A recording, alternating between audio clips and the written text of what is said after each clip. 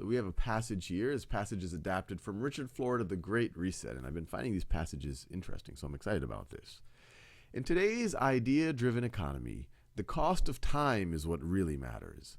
With the constant pressure to innovate, it makes little sense to waste countless collective hours commuting. So the most efficient and productive regions are those in which people are thinking and working, not sitting in traffic.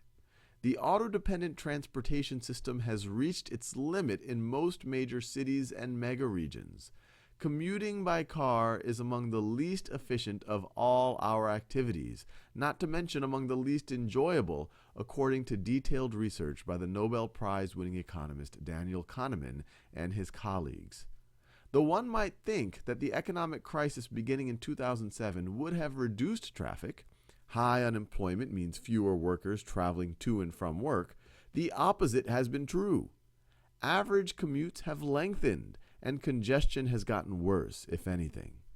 The average commute rose in 2008 to 25.5 minutes, erasing years of decreases to stand at the level of 2000, as people had to leave their homes earlier in the morning to pick up friends for their ride to work or to catch a bus or subway train, according to the U.S. Census Bureau, which collects figures. So this right here is what I guess a direct quote from the U.S. Census Bureau. And those are average figures. Commutes are far longer in the big West Coast cities of Los Angeles and San Francisco and the East Coast cities of New York, Philadelphia, Baltimore, and Washington, D.C.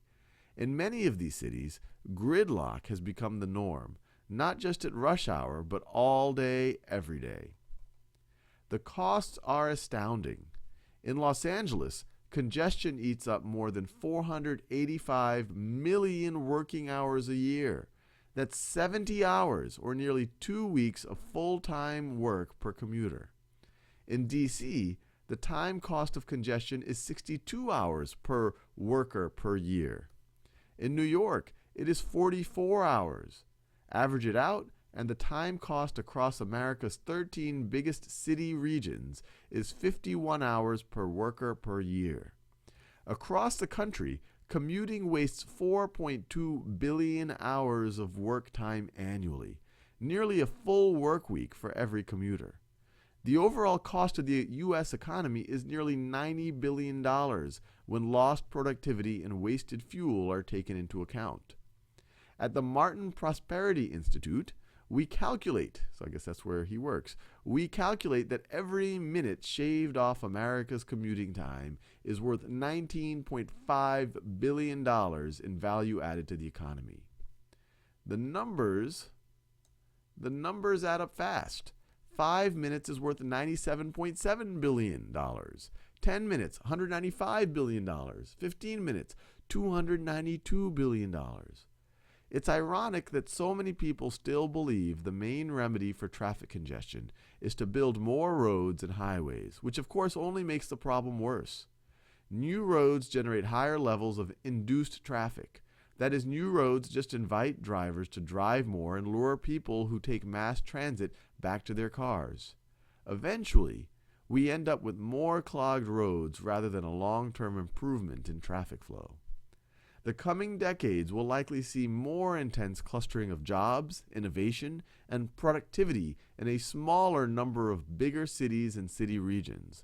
Some regions could end up bloated beyond the capacity of their infrastructure, while others struggle, their promise stymied by inadequate human or other resources. All right, so this guy, he's very anti-traffic, very anti-long commute times, and it seems like he doesn't think the solution is more roads, because he thinks that'll just get more people driving. We have a chart here. The most congested cities in 2011, yearly hours of delay per automobile commuter. Yearly hours of delay per automobile commuter.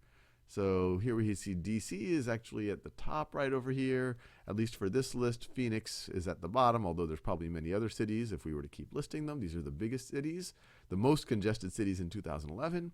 And the average of these very large cities, look, it looks a little over 50 hours. They talk about that. And a normal work week is roughly 40 hours. So it's saying the average commuter is spending over a week of worth of work sitting in their car, sitting in traffic, maybe getting stressed and frustrated. So this is the argument of this passage. So looking forward to doing the questions.